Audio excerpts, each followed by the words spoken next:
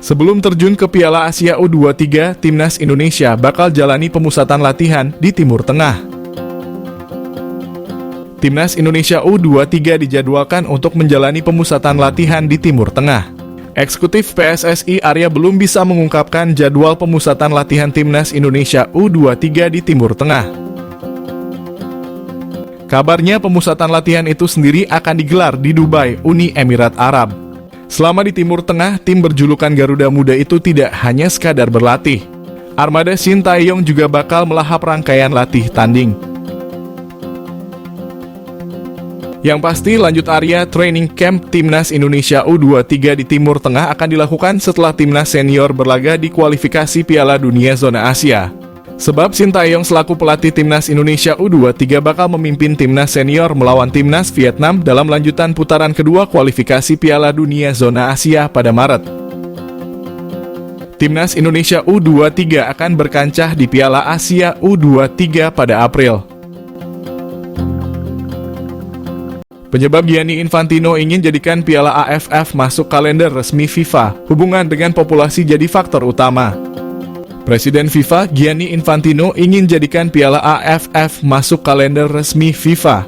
Menurut Presiden FIFA itu, sudah saatnya Piala AFF naik kelas dari sekadar turnamen regional. Infantino pernah menjanjikan agar Piala AFF naik level alias masuk ke dalam turnamen yang masuk agenda resmi FIFA. Hal itu diutarakan usai final Piala AFF 2022 pada Januari 2023 lalu. Infantino ingin turnamen semakin berkembang. Saat ini AFF masih dikategorikan sebagai turnamen subregional. Sebab pesertanya hanya 10 negara Asia Tenggara atau anggota AFF, terkecuali Australia. Kendati begitu, gengsi Piala AFF bisa dibilang cukup tinggi di kawasan.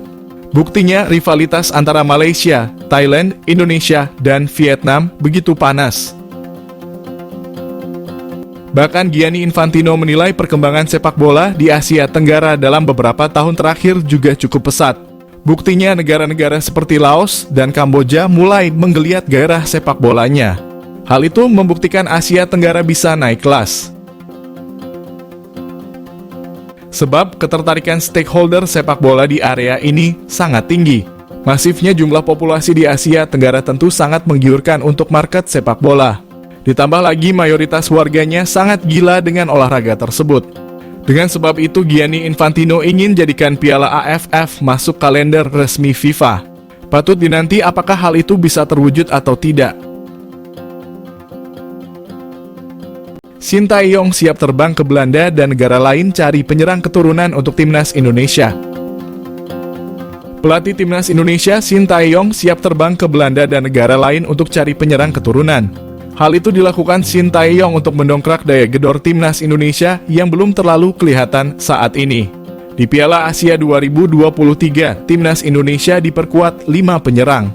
Sebut saja Ramadan Sananta, Rafael Struijk, Dimas Drajat, Dendi Sulistiawan, dan Hoki Caraka. Dari 5 penyerang di atas, 3 pemain diantaranya sempat diturunkan, yakni Rafael Struijk, Hoki Caraka, dan Dimas Drajat.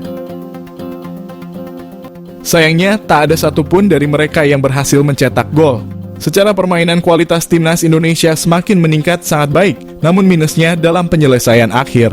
Karena itu banyak pencinta sepak bola tanah air yang mendorong PSSI untuk mencari penyerang keturunan di luar negeri.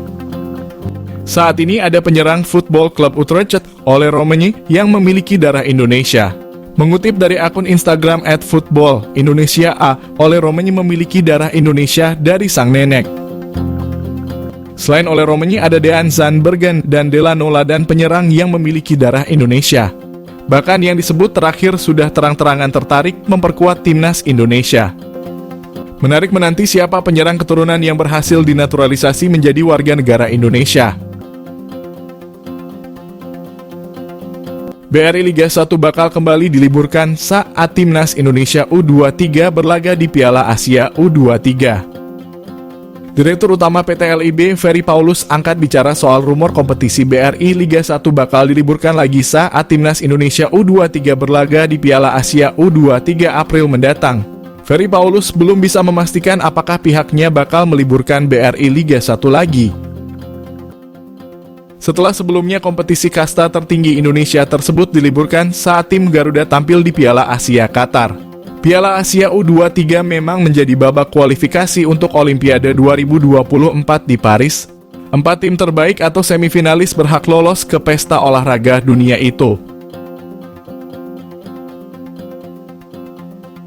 Untuk saat ini, BRI Liga 1 baru akan libur dalam masa FIFA Matchday pada Maret ketika Timnas Indonesia melanjutkan putaran kedua kualifikasi Piala Dunia Zona Asia.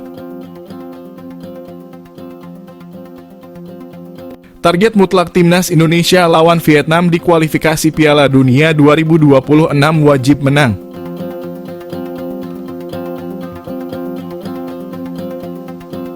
Timnas Indonesia bakal 2 kali menghadapi Vietnam pada lanjutan putaran kedua kualifikasi Piala Dunia Zona Asia pada Maret mendatang. Tim Garuda menargetkan menyapu bersih kemenangan dalam 2 laga tersebut. Tak cuma bakal memuluskan jalan Timnas Indonesia menuju putaran selanjutnya sekaligus mengamankan tiket ke Piala Asia 2027. 2 kemenangan melawan Vietnam juga bakal menentukan nasib Shin Tae-yong. Sejak mengawali karirnya sebagai pelatih Timnas Indonesia, Shin Tae-yong sudah 4 tahun menangani Merah Putih. Kontraknya diketahui baru akan berakhir Juni 2024 dan mengenai apakah ia akan lanjut atau tidak masih diperdebatkan.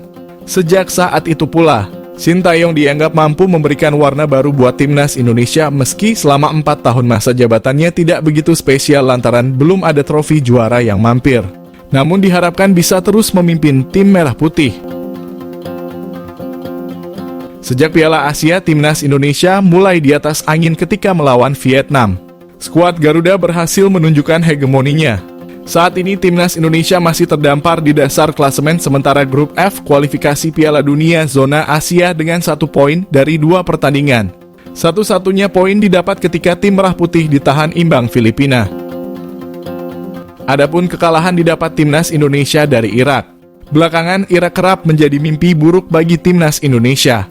Tentu saja Shin Tae-yong ingin memanfaatkan 2 laga melawan Vietnam untuk mendulang poin seraya menjaga kans untuk melaju ke fase berikutnya.